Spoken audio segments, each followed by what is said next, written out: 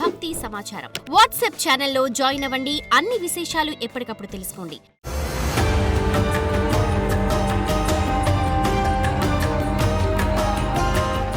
జై వీరబ్రహ్మ జై గోవిందమాంబ జై. నేను మీ కృష్ణమాచార్య శ్రీ బ్రహ్మపదం.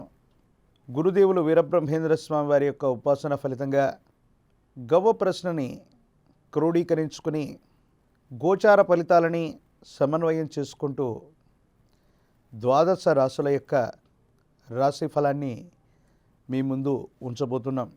ప్రధానంగా 5వ తారీఖు మే మాసం 2025 నుండి 11 మే 2025 వరకు ఉన్నటువంటి గ్రహ సంచార స్థితి. ప్రధానంగా మేషంలో రవి, వృషభంలో దేవగురు అయినటువంటి బృహస్పతి, కర్కాటకంలో కుజుడు, కన్యలో కేతువు, మీనంలో బుధుడు, శుక్రుడు, శని, రాహు, మళ్ళీ బుధుడు మేషంలో కూడా వెడుతుంటాడు. ఇది ద్వాదశ రాశుల్లో ఉన్నటువంటి ఈ వారం యొక్క గ్రహ సంచార స్థితి.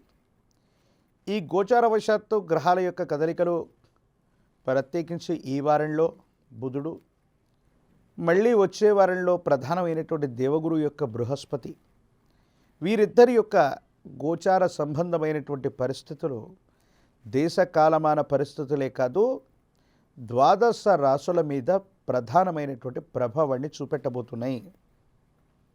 కొన్ని రాశులకేమో విశేషవంతమైనటువంటి గురుబలం రాబోతుంది. మరికొన్ని రాశుల బలహీనమవుతున్నటువంటి పరిస్థితులను కూడా మనం చూస్తూ ఉంటాం.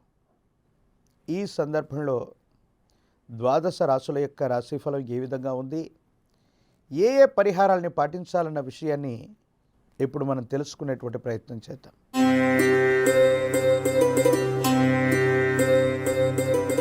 శివాయ బ్రహ్మణే నమ. వీరబ్రహ్మేంద్ర స్వామినే నమో నమ. జై వీరబ్రహ్మ జై గోవిందమాంబ జై. వచ్చినటువంటి ఫలితం 4. ఇది రాహు సంబంధమైనటువంటి ఫలితం. ఇంటా బయట ఏవో తెలియని మానసికమైనటువంటి ఒత్తిళ్ళు అధికమవుతూ ఉంటాయి. రుణ సంబంధమైన విషయాలు, ఆర్థికపరమైనటువంటి స్థితిగతుల్లో సర్దుబాట్లు చేసుకోవడానికి సమయం అంతా కూడా అయిపోతూ ఉంటుంది.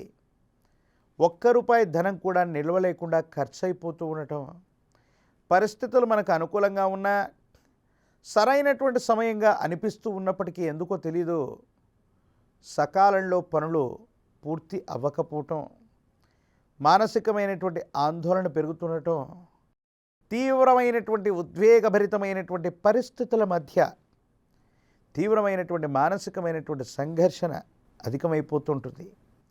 ఏమీ చేయలేకపోతుంటాం. ఏం చెయ్యాలో కూడా అర్థం కాదు, ఏమవుతుందో తెలియదు. సంఘర్షణతో కూడిన జీవన విధానంతో మీరుంటారు.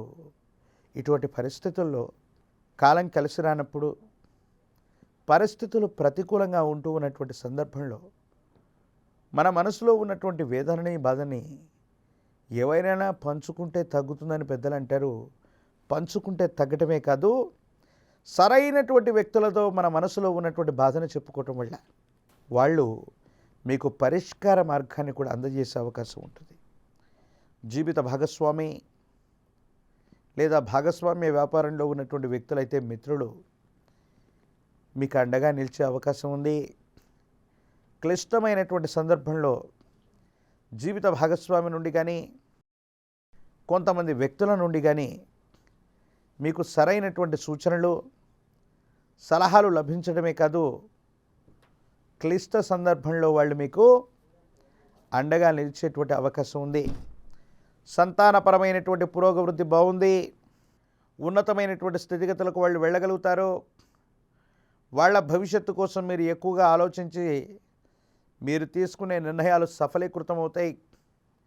వ్యాపార సంబంధమైనటువంటి అంశాలు, వృత్తి ఉద్యోగ సంబంధమైనటువంటి స్థితిగతుల్లో కొన్ని ఇబ్బందులు ఉన్నప్పటికీ శాశ్వతమైనటువంటి పరిష్కారం కోసం మీరు చేసే ప్రయత్నాలు లాభిస్తాయి, సానుకూలవంతమవుతాయి.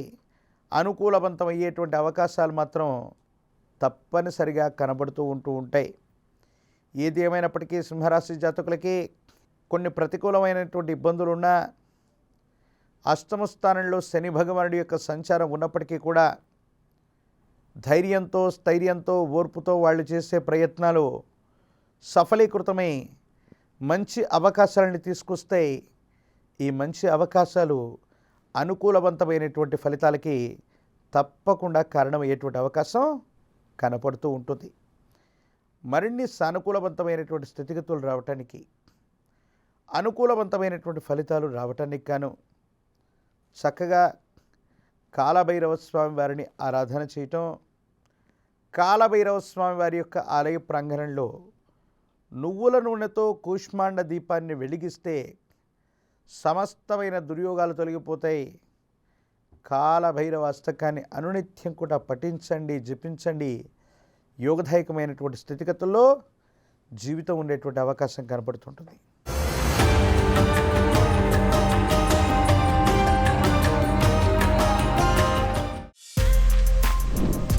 For more videos like this, subscribe Big TV channel.